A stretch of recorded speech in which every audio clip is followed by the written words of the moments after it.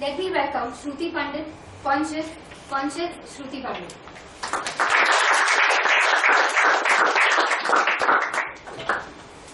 Who broke that jar of cookies? Mom, it's Jerry. Who is shouting out loud on the streets? Mom, it's Jerry again. Who broke that window pane? Mom, it's Jerry. Jerry, Jerry, Jerry. It was all about him. Toastmaster of the day, fellow Toastmasters and guests. Jerry, a young lad of 5 years old. He resembled that boy straight out of nursery rhymes. Chubby cheeks, dimple lips, eyes are blue, lovely too. Jerry had a team of 5 kids and they created ruckus everywhere they go. 5 kids, all of same age, and they would just run around in the neighborhood. And their day started with shouting out to each other. And if you see somebody hiding beneath the tree, you would know that Jerry and team are playing their game of hide and seek. If you would see someone's broken window pane, you would instantly know that it's Jerry and team again. But that was Jerry. But there was something about Jerry that nobody knew. Jerry was like coconut, rough and tough on the outside, but soft on the inside. Do you know what happened? Once, Jerry saw a shivering puppy. He just picked it up and got him home. He fed him, tended him well. And soon, Tommy, the little puppy, was part of Jerry and the team. Once what happened, that Jerry saw little John crying, all tears. Jerry went to him and asked, "What's the matter?" Little John said, Today Rita Miss scolded me so badly for not doing my homework." You know what Jerry said? Hey, don't cry, just have my chocolates. Here they are for you. Do you know something? Jerry had collected those chocolates for 1 month. He just gave it away all to little John. So that was Jerry. His heart was as pure as gold and as white as melting snow. It was springtime when 16-year-old chap George entered the neighborhood. Now George was a tall, slender, shrewd-looking guy. He was that rebel of a kind. He had with him a team of young lads, and they would just roam around in the city. They would just destroy all the flowers, pluck all flowers from the garden. They would pick a fight with everybody who came in their way. So that was George, very rebellious, sort of a goon. So what happens that one day, George was playing rock and roll music in his house, and there was Jerry. Jerry was playing with his flying disc, and suddenly Jerry's flying disc entered George's home.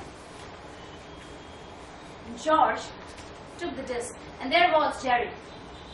Jerry was in front of George and asked, "Please, give my disc back to me." And George said, "Disc, we want the disc. If you have courage to fight, then fight it and take it back from me." Jerry said, "It's mine. Why don't you give it back to me?" George said, "Do you want the disc? Here it is." Took the disc, broke it into pieces, and was gone. Jerry was furious. He hit so hard at George. George slapped Jerry. And Jerry pinned George and ran away for his life because George was so tall and Jerry was so short. From that day on, it became a vicious cycle. Where George would constantly bully Jerry at every instant that he found. He would pin Jerry, and Jerry would get provoked and he would retaliate. He would beat Jerry black and blue. So once young and carefree Jerry started withdrawing in his own shell. started staying away from all his friends. He started cocoon. He got cocooned in his own world. And time flew away. And then George moved to college for higher studies, and so did Jerry. Years passed by, and after 20 years, George and Jerry met again at an airport. Jerry met George quite cordially. He came to him and said, "Hey, it's so nice to meet childhood friends once again." George said, "Friend, am I even worth calling a friend for whatever I have done to you?" Jerry said, "Let past be past, my friend. It is all gone.